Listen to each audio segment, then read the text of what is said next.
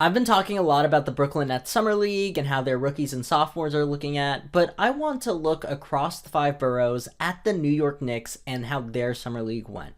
Specifically with one of my favorite prospects in this year's 2026 NBA draft class, Tyler Nickel. The 47th overall pick in the 2026 NBA draft class, coming out of Vanderbilt, the kid was automatic. 13.5 points, nearly 45% from the field, and 40% from three. Also putting up about 3 rebounds and assists per game. At 22 years old and around 6'6", 6'7", it made a lot of sense that this kid was getting a lot of draft comparisons to Duncan Robinson.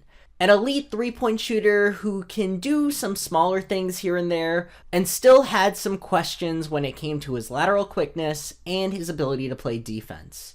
Obviously, this kid was going to always be drafted as a shooter, and it makes sense why he didn't necessarily go in the first round, where many other players are going to have more complete games or upside. That being said, I'm pretty sure Nickel's Summer League did not disappoint. 12.2 points, 3.6 rebounds, and making 3.8 threes a game, shooting them at 41.3% from behind the arc at 9 attempts per game. And I've talked about this before, but what really cemented Nickel's kind of game to me was his performance against the Brooklyn Nets in their first matchup in the Summer League, where Tyler Nickel put up 18 points shooting 6 for 10 from behind the arc. Shooting 60% at that volume speaks magnitude, even at the blowout loss that the Knicks had against the Nets. And throughout Summer League, I think we saw a lot of the upside that Nickel can bring when it comes to being that scoring punch. Not only did he feel like an elite catch-and-shoot threat, but he was also a pretty good movement shooter. Nickel in college showed many upsides where he could move around screens and opposing teams' defense as an off-ball scoring threat, really maximizing his productivity as a shooter. Again, I do think there's a lot of questions with Nickel when it comes to his interior scoring, his ability to score in the mid-range, and his overall lateral quickness. However, I think this upside is a very bright spot that any team can benefit from. Granted, I might be a little bit biased. If you've watched my videos from last year, you know how much I believed in players like Yegor Dwoman from the Brooklyn Nets, where in his rookie season, most of his career stocks and points were coming from behind the arc, not really being able to find his way in the interior. That being said, unlike Dwoman, who had a lot of pressure on him as the 8th pick in the 2025 NBA draft while going to a rebuilding Nets team, Nickel doesn't have that same pressure to be as perfect or as flawless going forward. Nickel's role as the second-round pick going to the defending champions, the New York Knicks, is to be a piece coming off the bench, giving them quality minutes as they try to repeat. He really is only going to be asked to space the floor and have enough hustle on the defensive end where he can. Nichols ideally needs to show some improvement as the seasons go on, however, it's nothing massive that he needs to show off. Just some more quickness and hustle on the defensive end, the ability to make the extra pass, which he's already showing, and the ability to occasionally show a more interior presence offensively.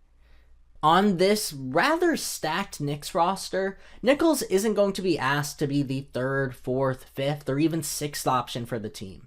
You got guys like Jalen Brunson, Karl Anthony Towns, OG Anunoby, Mikal Bridges, even Josh Hart, all going to be basically taking minutes ahead of him.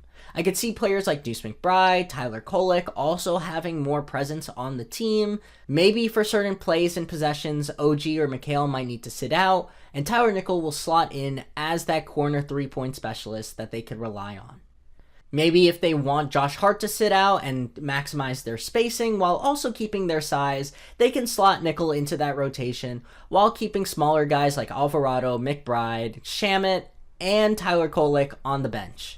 Personally, I don't think this season that Tyler Nickel is going to be putting up even double-digit points this season. I do think that a lot of his touches are going to be reduced. He might only be playing anywhere from 10 to 20 minutes a game, depending on how well he kind of fits into Mike Brown's offense. And look, I'm not telling you that Tyler Nickel is going to be the next top prospect in the 2026 NBA draft. I don't even think he's going to be consistently getting over 10 points a night. That's primarily going to be for the fact that there's still a lot of areas that Nickel needs to improve to really show that he is NBA ready. I think Nickel can show that he can get consistent rotation minutes, and his main focus is going to be knocking down the shots when he can while he's on the floor. I could see Nickel dropping from anywhere from 5 to 6 points to as high as 9 or 10, with his attempts dropping as low as about 6 per game. Again, nothing awful, but I'm not really seeing anything more than a role player for this kid. That being said, if the Knicks are the first team in the 2020s to repeat or to win a second championship this decade, do not be surprised if Tyler Nickel is a consistent piece on that roster. And hey, if you want to learn more about that Nets versus Knicks game I was talking about and seeing how other players were developing, check out this video here.